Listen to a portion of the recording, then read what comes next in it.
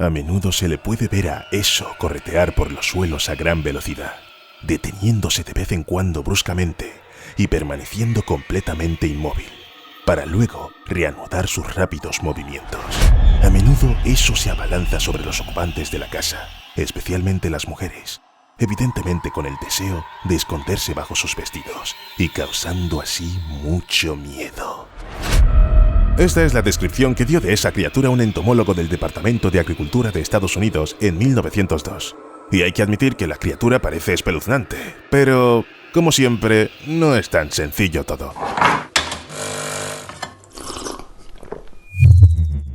Así que, el ciempiés doméstico. Es un ciempiés que vive en casas y pisos cuando el tiempo le obliga a salir de debajo de las hojas y buscar un refugio más cálido. Cualquiera que se haya enfrentado alguna vez a él probablemente haya sentido el impulso inmediato de matar al antrópodo con algo pesado, o al menos gritar, o ambas cosas. No puedo culparte porque es un deseo comprensible, ya que los ciempiés tienen demasiadas patas. Existe la teoría de que los humanos estamos programados evolutivamente para temer a esas criaturas con muchas extremidades, porque antaño, para nuestros antepasados, toparse con ellas significaba una muerte probablemente dolorosa por veneno. Pero no es de eso de lo que estamos hablando ahora.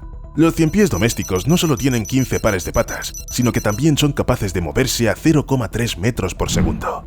Es decir, mucho más rápido de lo que cabría esperar de algo tan diminuto. Ves un ciempiés, te asustas y un segundo después lo pierdes de vista.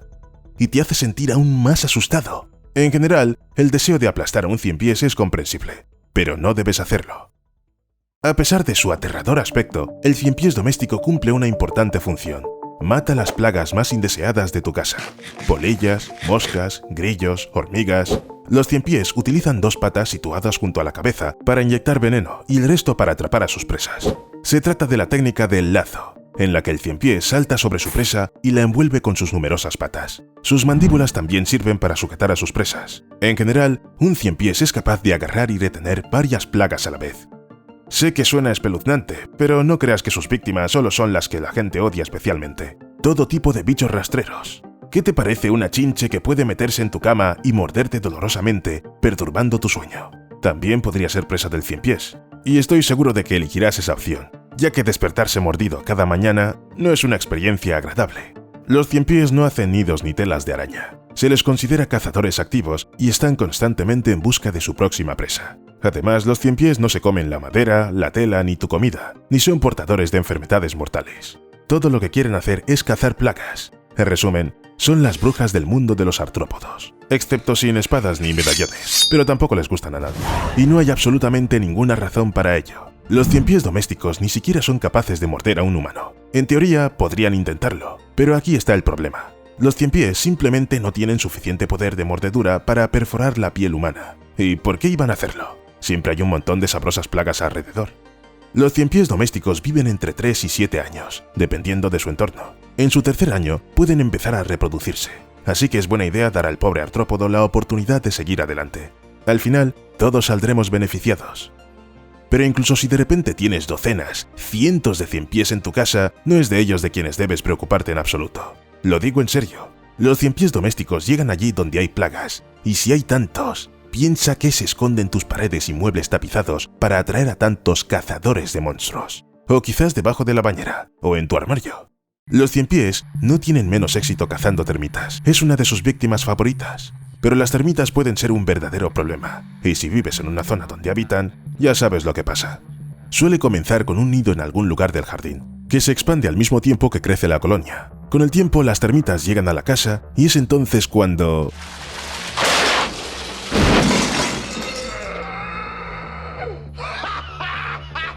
Aunque sea sobre una base de hormigón, llegarán a lo que les parezca delicioso. Las termitas causan un daño enorme, destruyendo y comiéndose cualquier cosa que contenga celulosa. Su alimento preferido es la madera, pero también pueden comer papel, ropa, estiércol, moho e incluso tierra. Por ello, las termitas se consideran, con razón, una de las plagas más destructivas. El tiempo que tardan las termitas en causar daños graves en tu hogar viene determinado por el tamaño de la colonia. Cuanto mayor es la colonia, peor es.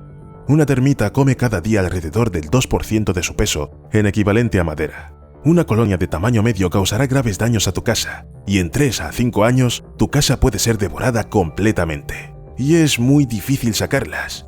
A veces hay que derribar paredes exteriores o incluso habitaciones enteras. Aquí es donde entran en juego los ciempiés. Con mucho gusto cazarán termitas, así como cualquier otra plaga. Por cierto, las cucarachas, que también son difíciles de eliminar, forman parte del menú de los ciempiés. Así que debes juzgar si estás dispuesto a aguantar a los ciempiés, que te asustan pero te ayudan, o si tendrás que renunciar a tus muros porque te los comerán todos desde dentro. Pero, ¿y si lo que te molestan no son las termitas, sino los ratones, por ejemplo? Las ratoneras no ayudan, los ciempiés tampoco. Y tu gato tiene más miedo a los ratones que tu abuelita. Hay gatos así, sé de lo que hablo. Bueno, como alternativa puedes conseguir una araña. La araña cangrejo gigante es una de las especies de araña más comunes en los hogares australianos. Sus patas pueden crecer hasta 16 centímetros. Por supuesto, cuando eres tan grande, puedes permitirte incluso cazar ratones. En 2016, una de estas arañas fue vista en la localidad de Copabella, en Queensland, llevando a un ratón de gran tamaño a alguna parte. No se sabe si la araña mató ella misma al ratón o lo encontró ya muerto. Sin embargo, la araña cangrejo gigante no teje telarañas. En cambio, prefiere acechar y matar literalmente a su presa. Así que, el ratón bien podría haber sido su presa. ¿Por qué alimentarse de carroña cuando eres un cazador bastante genial?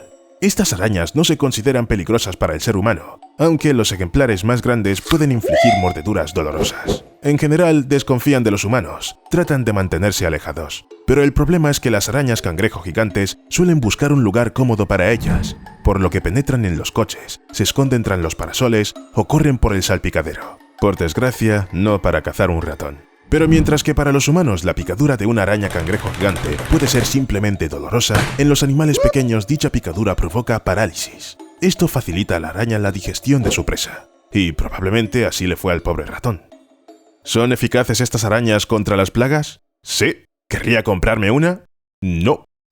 Las mantis también matan con éxito las plagas que molestan a las plantas de tu jardín y a ti personalmente. ¿Pero merece la pena conseguir esas mantis vigilantes? Bueno, aquí hay un problema. Aunque son depredadores voraces y mortales, las mantis no son precisamente insectos beneficiosos. Es tan probable que se coman una mariposa o un abejorro inofensivos como que se coman una oruga repugnante. No está claro de qué lado están. Las mantis también se alimentan las unas de las otras, por lo que es poco probable que se reproduzcan en tu jardín, aunque quieras que vivan allí. No puedes contar con que se queden donde tú quieres. Las mantis pueden llenarse y trasladarse a otro lugar. Hay otro problema. Las mantis también pueden atacar a los ciempiés domésticos. Sí, los mismos que te asustan, pero te hacen bien. Así que supongo que tendrás que decidir cuál de las alimañas protectoras de la casa te gusta más. No dudes en escribir tu variante en los comentarios. Entiendo que estamos hablando de criaturas no muy agradables, pero me gustaría mencionar una araña más. Al fin y al cabo, también prestan una ayuda inestimable a los humanos. Si sales al jardín y encuentras una araña negra y amarilla, lo más probable es que se trate de una araña Archaeopea aurantia. Es una especie de araña muy común que se encuentra en todo Estados Unidos. Y seamos sinceros, puede parecer aterrador. Su gran tamaño, su espectacular aspecto y el mero hecho de que sea una maldita araña pueden asustar. Pero hay un par de buenas noticias. En primer lugar, es poco probable que esta araña quiera entrar en tu casa, y no te picará a menos que no la toques con las manos. Y si decides hacerlo, de todas formas, su veneno no es peligroso para el ser humano. Pero al mismo tiempo, el veneno es letal para varias plagas, incluidos moscas y mosquitos. Y esta es la segunda buena noticia. En realidad, estos insectos constituyen la base del menú de la araña. Las Archaeopea aurantia pasan toda su vida en el mismo lugar, por ejemplo bajo un dosel, y son muy eficaces para atrapar a cualquiera que pueda molestar en tu jardín y causarte problemas a ti personalmente. Bueno, excepto los ladrones, claro. Las arañas se alimentan de plagas del jardín que saltan o vuelan, como pulgones, saltamontes, polillas, escarabajos, avispas, abejas y mosquitos. Tal vez si las Archaeopea aurantia hubieran sido más grandes, habrían ampliado su dieta para incluir ratones. Pero no, gracias. Es mejor que sigan siendo tan grandes como son ahora. Sin embargo, si la idea de utilizar arañas en lugar de pesticidas te parece un poco incómodo, puedes recurrir a la experiencia de algunos cultivadores australianos. Las estadísticas muestran que las plagas de insectos cuestan millones de dólares al año al sector hortícola australiano. Controlar las plagas es difícil y caro, pero la familia Scrooge ha encontrado la manera. Cultivan puerros, lechugas, coles chinas y otras verduras de hoja verde que encantan a pulgones y orugas. Para hacerles frente, la familia Scrooge también ha plantado otras plantas que crean un hábitat acogedor para crisopas pardas, marquitas y algunos otros insectos. Estos insectos se comen las plagas, impiden que se reproduzcan activamente y salvan así las plantas. Y ya que se utilizan insectos en lugar de productos químicos, ¿por qué no hacerlo a mayor escala? No como un experimento, sino para marcar la diferencia. Esto ocurre en la cooperativa Saveol, líder de la comercialización de tomates en Francia. La granja trabaja con 126 agricultores y es conocida por sus cultivos sin pesticidas, es decir, en absoluto, 0 pesticidas. En la actualidad, Saveol es la única empresa europea que ha integrado la producción de insectos auxiliares. Y eso teniendo en cuenta que la granja de insectos abriera sus puertas en 1983. Los insectos beneficiosos, como los abejorros, pueden controlar especies nocivas como las moscas blancas que rondan las plantas en crecimiento. Los abejorros también proporcionan una polinización eficaz de forma puramente orgánica. Es incluso extraño que, hasta ahora, estas formas de cuidar las plantas no se hayan extendido por todo el mundo. Pero bueno, en honor a los agricultores franceses, cabe decir que el uso de insectos depredadores ha aumentado drásticamente en comparación con 2015.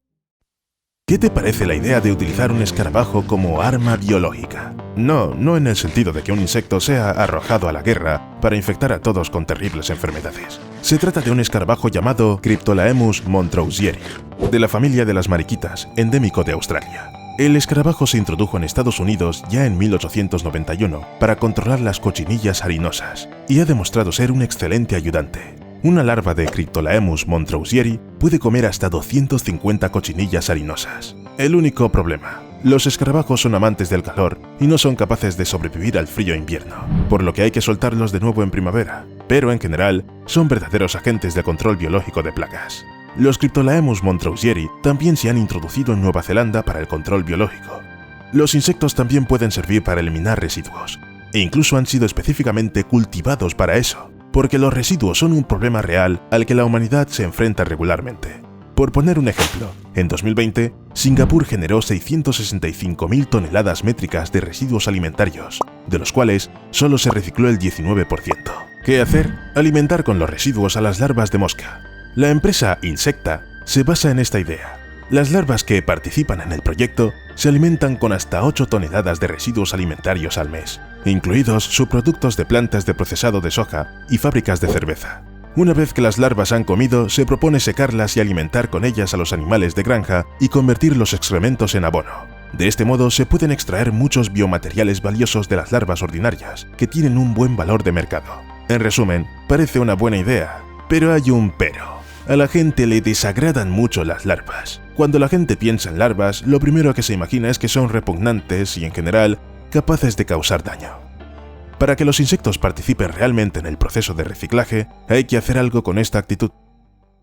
Aparte, estos mismos insectos se utilizan para destruir excrementos. Sí, efectivamente, también hay un problema en el mundo con este tipo de residuos. En 2030 se acumularán 3.700.000 millones de toneladas de heces al año, y eso teniendo en cuenta solo las producidas por los animales de granja. La mayor parte de este exceso de excrementos puede utilizarse como abono para los cultivos. Sin embargo, no todas las regiones son aptas para ello. Tomemos por ejemplo los Países Bajos o el norte de Italia, donde hay mucho ganado y poca tierra cultivable.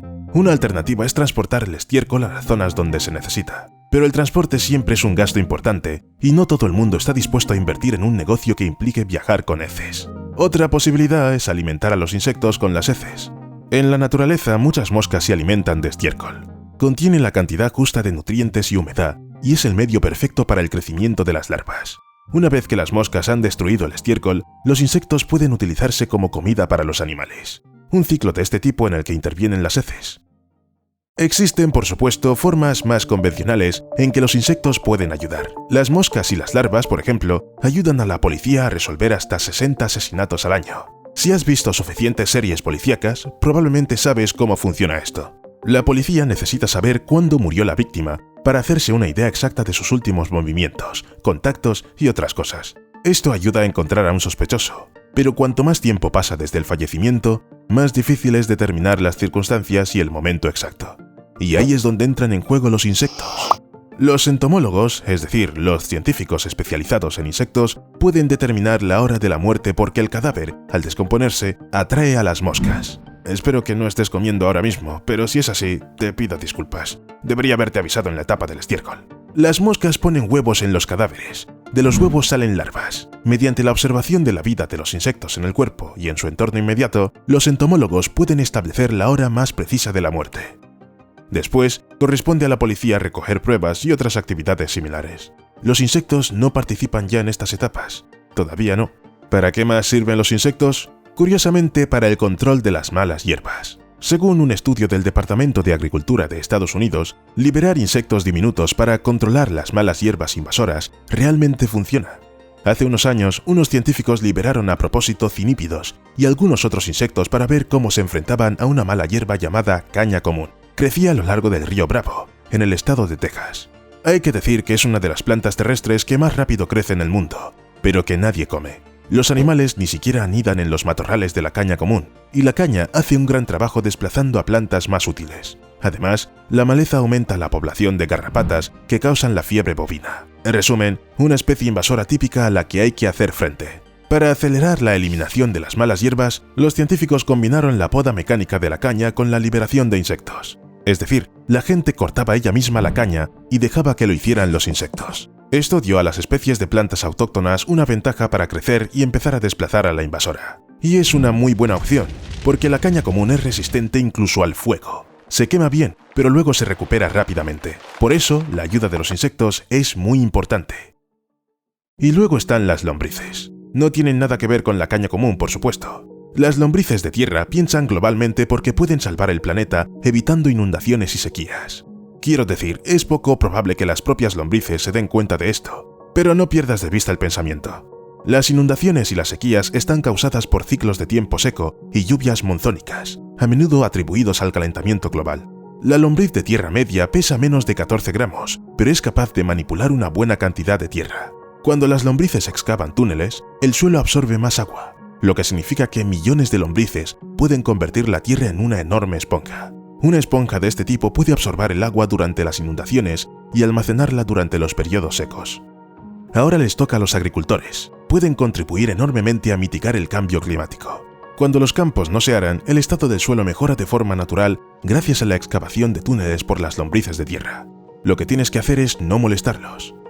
Bueno, y meter las lombrices donde no los hay por alguna razón. Los expertos ya advirtieron en 2014 que Gran Bretaña tendría que importar millones de lombrices para ayudar a reconstruir las tierras de cultivo devastadas por las inundaciones. Las lombrices que vivían en el suelo murieron por el peso del agua. Simplemente eliminó todo el aire de la tierra y las lombrices se asfixiaron. Se necesitan al menos 24.000 lombrices para restablecer el equilibrio en 4.000 metros cuadrados del suelo. Y eso, por cierto, cuesta al menos $2.400. Sí, resulta que las lombrices son bastante caras. Mantén este pensamiento en tu cabeza cada vez que veas a estos pequeñajos salir de la tierra cuando llueve. Y entonces pensé, si algunos seres vivos pueden salvar la Tierra de los efectos del calentamiento global con solo hacer sus tareas cotidianas, ¿quizá también pueden hacer algo con el plástico? ¿Por qué no, verdad? Sí, el plástico es una cosa hecha por el hombre y los insectos no deberían hacer nada con él. Pero resulta que realmente pueden.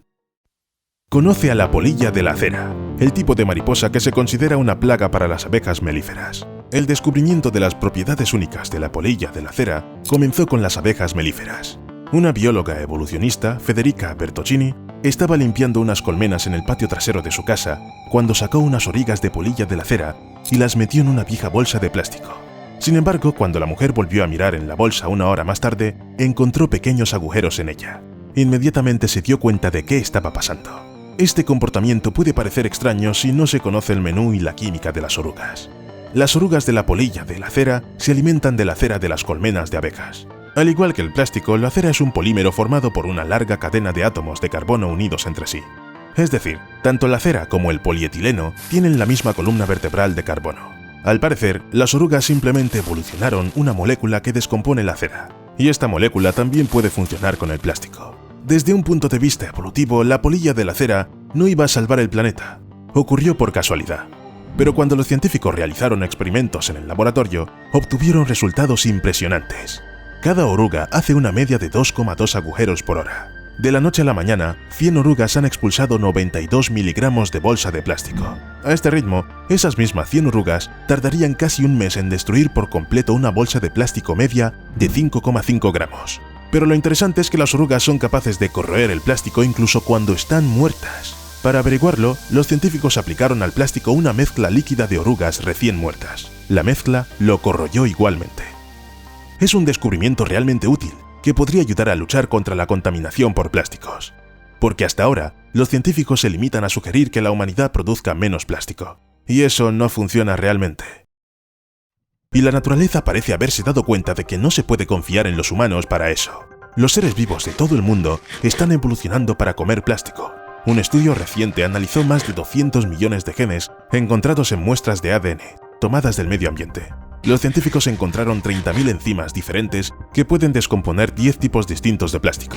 Y si estas cifras no te dicen nada, permíteme explicártelo de otra manera. Los organismos vivos se adaptan a las condiciones que los humanos crean para ellos. El aumento de la producción de plástico en los últimos 70 años, de 2 millones de toneladas a 380 millones de toneladas anuales, ha dado tiempo a los microbios a evolucionar para hacer frente al plástico, afirman los investigadores. Por supuesto, esto no significa que la gente pueda no hacer nada y esperar a que los distintos microorganismos hagan todo el trabajo.